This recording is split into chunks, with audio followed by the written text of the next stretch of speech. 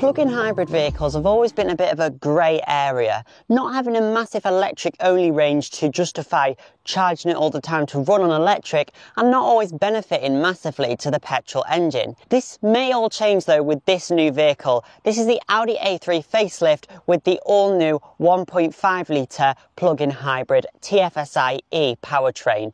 This is shared across the new Volkswagen Golf, the Seat Leon, and also on the A3. There is a few different tweaks which I'll go through in a little bit, but essentially the battery has doubled in size, meaning double the range. That means the official WLTP range on the A3 range is now up to 88 miles for a sport model, and an S-Line or Black Edition like we've got here up to 80 miles, which is still incredibly impressive for a plug-in hybrid vehicle. A little bit more about that later. Just before we get into the video, I want to say a huge thank you and shout out to Lake District Audi. As you can see, they are the home of Quattro. They have got all sorts of Audis available. A lovely small Audi dealership. They're not a massive group, and they're there to help you find your perfect new or approved used Audi. So thanks again to them and to Stephen, the sales manager, for making this video and many others possible. It's really great to get my hands on the latest models. Very exciting. Check out all their links in the description down below, and let's get on with the review.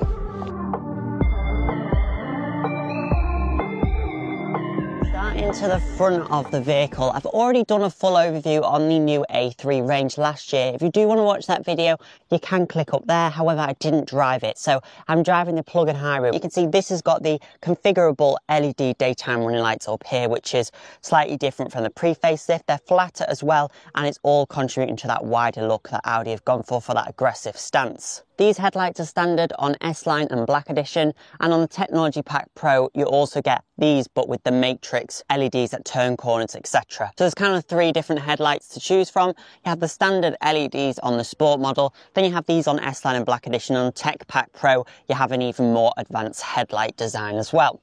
Coming to the front, you've got this grille with this sort of wishbone effect on there. It looks really nice, and then you've got the new Audi logo, which pops out a bit more. I wasn't so sure about this at first, but it's really grown on me, and I really like that bold characteristic it has. On S-Line and on the Sport, these are lighter, the rings, so they do pop a little bit more, which does look really great. And then you've got front sensors as standard and rear sensors as well. There's plenty of standard equipment, included heated seats as well, which is a really nice feature on the vehicle. And how about colours offered on the A3 TFSI E? Well, Audi are very generous now with their exterior colour options, which is great to see.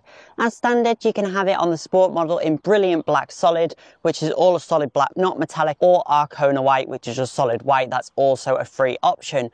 You'll see the list price of the car includes a metallic paintwork, so that's quite nice that they've done that. So you just kind of get a discount if you go for the cheaper one, rather than it costing extra to go for metallic, if that makes sense. And there's plenty of metallics to choose from.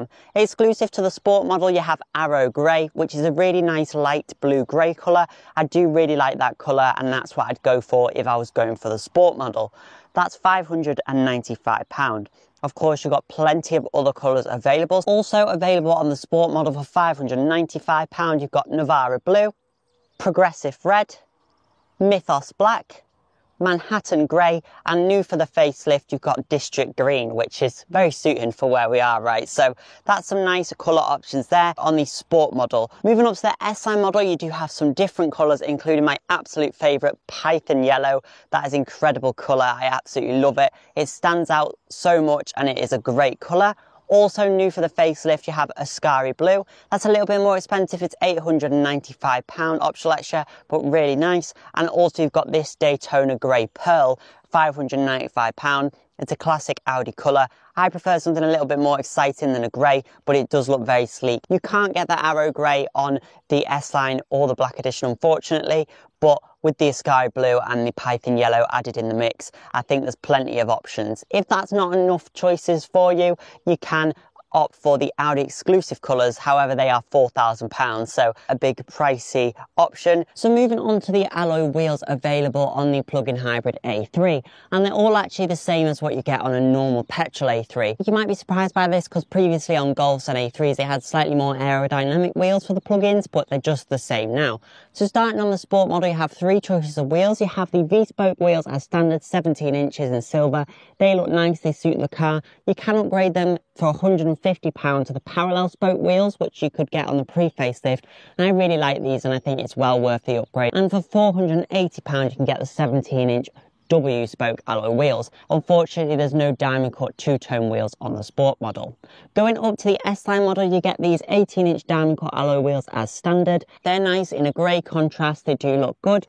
You can upgrade them to my absolute favourite Y-spoke diamond cut alloys for just £150. They look incredible, really setting off the look of the car. You can also just go for the 5-spoke silver wheels for a free upgrade, but I don't think they look that great. Or you can upgrade to these metallic black Y-spoke alloy wheels for £585.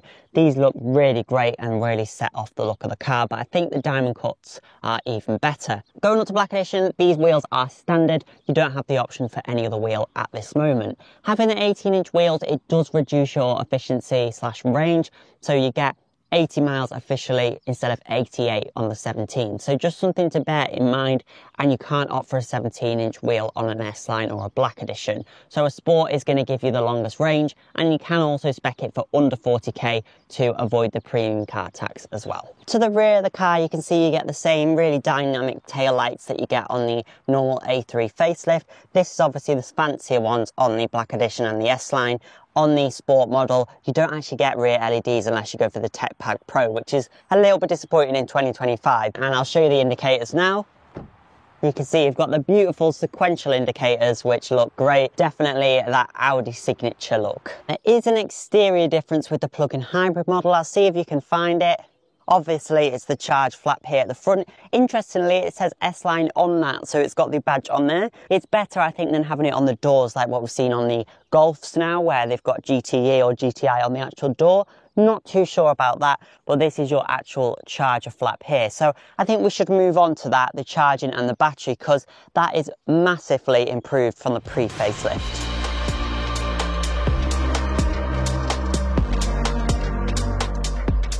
So charging the A3 PHEV is quite easy.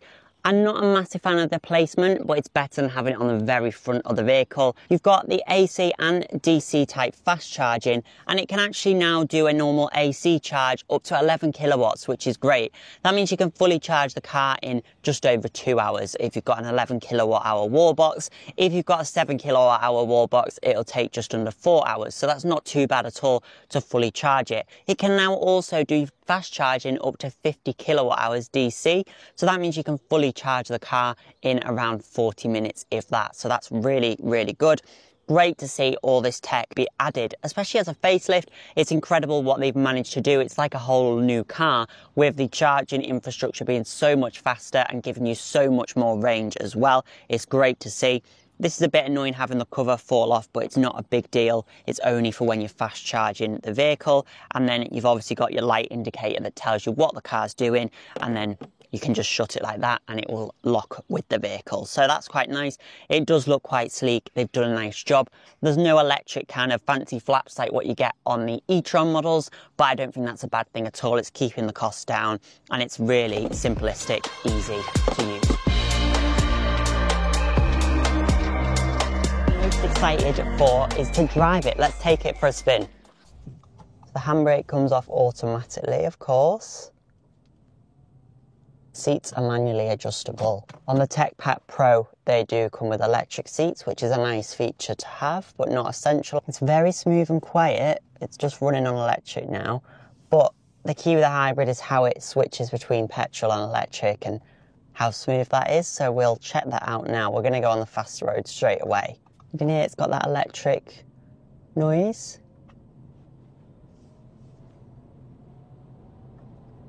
So the engine's kicked in now. That was a nice seamless change. It didn't kind of like start up. When I was reviewing the Mazda CX-80, of course, they're not in the same class, but it's still a plug-in hybrid vehicle. The engine kind of started up when you were driving and you heard it like go like you've just turned the car on, and that was quite odd, but this doesn't do that. The regen on this is automatic, so it'll just do what it thinks it needs to do. It does it off GPS as well, so it's very clever. Now that the cars in front are slowing down, this is slowing down by itself. The brakes do have a little bit of a different feeling to them, so that's something to bear in mind, is that they can feel a bit odd. You will get used to that brake feel. It's always going to be a bit different on a hybrid than it is on a petrol car. But I think if you use your regen as a first port of call and then go onto the brake, you're going to have a smoother overall experience. We've also got your manual paddles, so you can see I can just paddle it down. That not only changes the gear, but it also increases the regen, so it's quite clever. It's a 2-in-1 process basically that it does. So coming down now, I'm in drive, I can pop it into 4, and that'll just put my regen on there as well, which is great. So under the hood is a 1.5 TFSI turbocharged petrol with 148 brake horsepower, the same engine that you'll find on the normal A3, and then you've also got electric motors which pump out 115 PS. Altogether, this combines for a maximum output at once of 204 PS or 201 brake horsepower. That means 0 to 62 can be done in 7.4 seconds, which is a full second quicker than the pure petrol A3. The Golf GTE uses the same powertrain, however it is tuned up to have more brake horsepower, so that is quicker again. That starts at just over £42,000, so similar price to this black edition, and you could have a bit more power. However, I think many people will agree with me on this one that Audi's interior is much preferred to the Golf. You have physical buttons for your climate. I think the main thing that really does set it apart from the Golf is the screen. So this 10-inch screen isn't too big or intrusive. It's lower down like it is in my Golf 7.5, and it's just a much more user-friendly system. You get in this car and feel comfortable, and it feels premium as well. The Golf is really lovely and the big screen is quite wow, but it is a little bit too big, I'd say, and not really necessary. This just altogether, it might look a little bit more simple, a bit plainer, but I think it makes a lot more sense and feels that bit more premium. In terms of the range though that you get on this versus the Golf, all of the figures are pretty much identical. And it doesn't fling you in the back of your seat, you don't feel like you're being blown away by it. Powerful enough for most. If you do like to have a bit more power, then you would probably prefer the GTE. But I feel like the GTEs can feel a little bit sportier but firmer. This with 18-inch wheels on it, it's not too firm on the road. Audi have also worked on the suspension, so it's got a unique suspension configured to the plug-in hybrid model, instead of having the same as what you'd get in a normal A3. Obviously it weighs quite a bit more than the normal A3, it's about 1.6 tons instead of 1.3. On these rougher surfaces it's a little bit firmer, but it's not uncomfortable by any means. The gearbox itself is a 6-speed S-tronic auto gearbox, so it's not a 7-speed like you get on the normal petrol. Put it into dynamic, which is your sport mode. Quite a bit more responsive in that dynamic mode, and there's also a boost that comes up that tells you when the boost is ready, so you can basically use the electric and the petrol power together to give you the most power, which is quite cool. And it's a miserable day, but it's not been too bad. There's a lot of torque to the front wheels, so yes, if you do slam your foot on the accelerator, you do feel a little bit of wheel spin, but it isn't too out of control as it is in some other hybrid vehicles. And then when the engine kind of kicks in, it gets a bit more grip. The heads-up display is a nice feature as well on the Tech Pack. So this has got the Tech Pack. It's not got the Tech Pack Pro with the sunroof and the electric seats and everything. That's just under £5,000 on Sport and just under 4,400 on S-Line and Black Edition. You can hear kind of the grit and stuff under the wheel arches a lot. I don't know if they just don't put very good liners down them anymore, but it's a little bit annoying when you go over gritty surfaces. Saying on here 90 miles per gallon is what I've been getting with the charge in the battery as well. Nice and smooth to drive as well, and I think you'll appreciate that, especially if you don't really like the feeling of a car shifting all the time. Generally though, they are smooth now, the S-Tronic/DSG boxes. Unless you really put your foot down, then you'll feel it changing gears, but I've not felt it really changing gears much at all. So you can see there, over that short journey back to the dealership was 6.7 miles, 128 miles per gallon, and that's with the battery run out pretty much now. It's not got any range, so it does sort of self-charge as a self-charging hybrid when it's run out. Obviously for the best benefit, you're going to want to charge it all the time, but 4.9 miles per kilowatt hour is really good, 17 miles per hour. So around town, it can be incredibly efficient. That's really great to see, and all your information you need is on the digital dials there, which is excellent.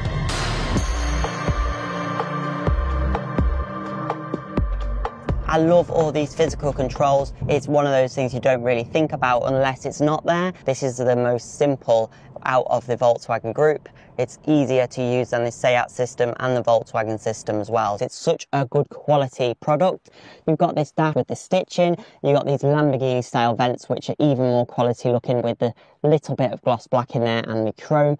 Just looks a little bit more premium to the eye. You can see there, instead of all being matte plastic, you've got this on the black edition, which is this sort of carbon fibre cloth, which feels really great quality and is a nice soft furnishing aspect to the vehicle. Inside you've got the 10-inch touchscreen display, which is nice as well. All these buttons down here, so easy to use as well, including the climate. You can just easily change that, which is great. Drive selector, volume here as well. You've got the flat bottom wheel on the S-Line and Black Edition with the perforated leather. It's such a beautiful steering wheel with the round centre. It looks great. And then you've got your fully digital dials there as well. This has got the tech pack, so you've got the heads-up display. It's very easily laid out. It's very comfortable. You've got electronic lumbar support as well, which is lovely. And then on the Tech Pack Pro, you get the actual electronic seats. This has got comfort sport seats, so you've got the extendable underleg support. You've also got the tilt, so you can have it tilted up to support your thighs or tilted down, depending if you're taller. So it's all really ergonomic and nice. They're fully cloth on the Sport model, which is really nice because they are nice and comfortable cloth seats, and they're heated as standard, which is great to see. These are the full leather that you get on S-Line and Black Edition, which are very comfortable for leather seats. They're nice and sculpted and they're not hard at all. They're nice and squishy, so even for those longer journeys, very comfortable. If you do want a sunroof, you can opt for it. It's over £1,000, or you can have it in the Technology Pack Pro just to lighten up the interior. You've got a central armrest as well, which you can adjust for your height and the length of it, which is lovely. And you've also got your scheduled climate as well, so you can actually go into the car and put when you want the climate to turn on, so it'll be all defrosted for you in the morning, which is such a nice feature to have on all of the plug-in hybrid A3s. All in all, it is really good quality. One thing I would say, it would be nice if it had a bit more colour in there, something like that, just a bit more fun, but I think it's classy and it's going to stand the test of time, which is the most important thing. The only bit I don't like is this bit of gloss black down here. I think that does look a bit cheap and picks up fingerprints quite fast. Other than that though, I think it's one of the best cabins in this class by far.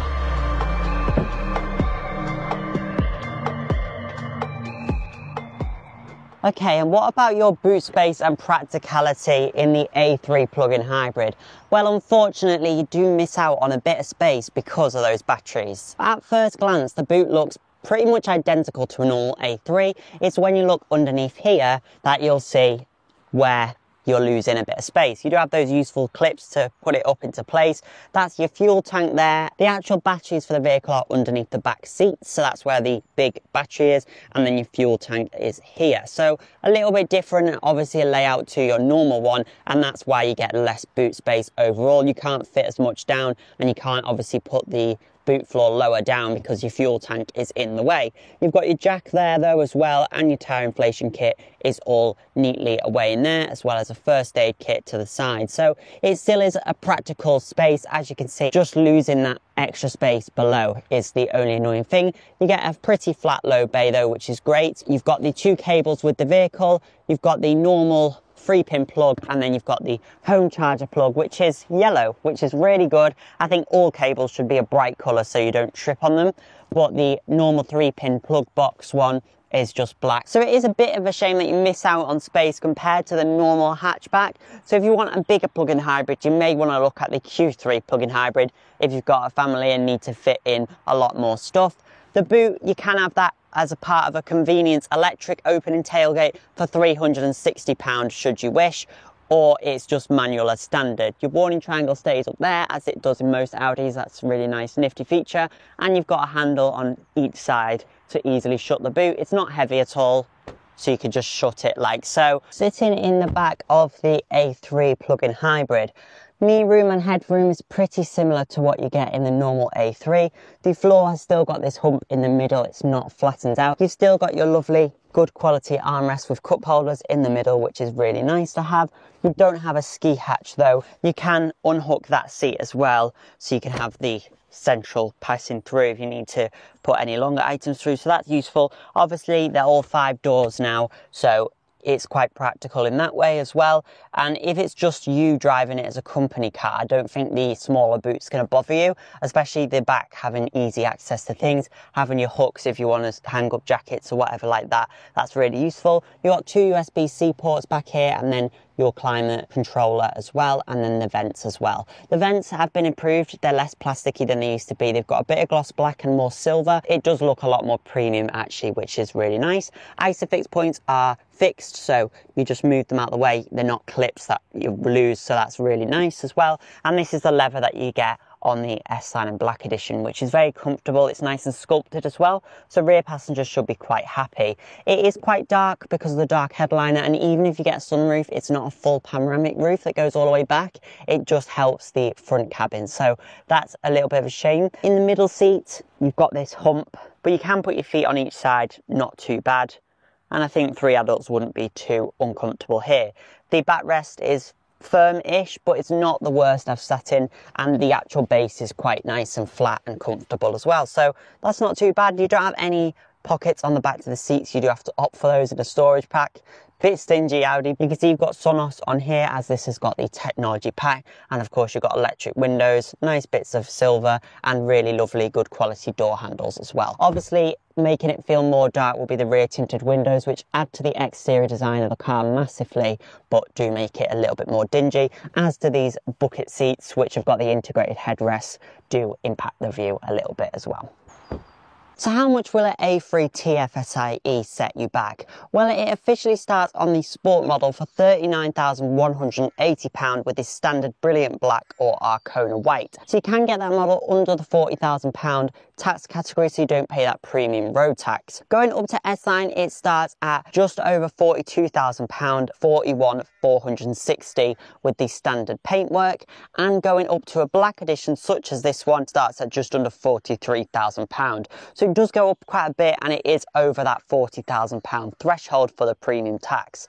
It is also a few £1,000s more expensive than the Golf. That starts at 36 on a match model and goes up and up, with the GTE starting at just over 42,000, matching that of the S-Line and the Black Edition on the Audi. So you could have more power and go for the Golf, but I think this offers plenty enough power and great range as well. So then, what are my final thoughts on the A3 TFSIe? Well, I think this new 1.5 litre plug-in hybrid powertrain is incredible and just makes a lot of sense. They've improved a massive amount with plug-in hybrids and are taking them very seriously, rather than them just being a box-ticking exercise, which it felt a little bit like it was previously. As well, having a hatchback that's a plug-in hybrid, you don't get many of them, and now Volkswagen Group is dominating the market with the A3, the Golf, the Leon, and also the Cupras as well. So plenty of options within the group.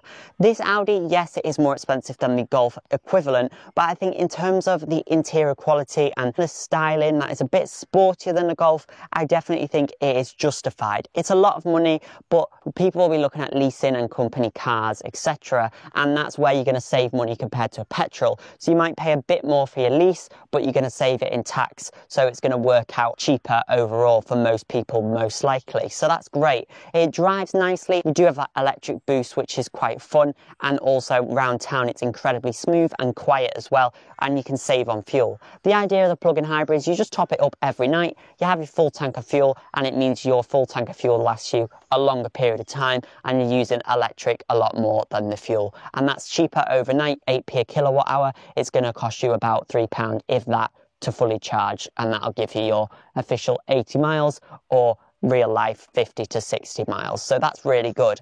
A huge thanks again to Lake District Audi for making this video possible, allowing me to borrow this for a few hours to give it a full overview and really drive it and test its potential. All their links are in the description down below, and I look forward to bringing you more Audi videos in the future. I hope you enjoyed this video of the A3 TFSIe. Put all your comments down below, and I look forward to seeing you in my next review.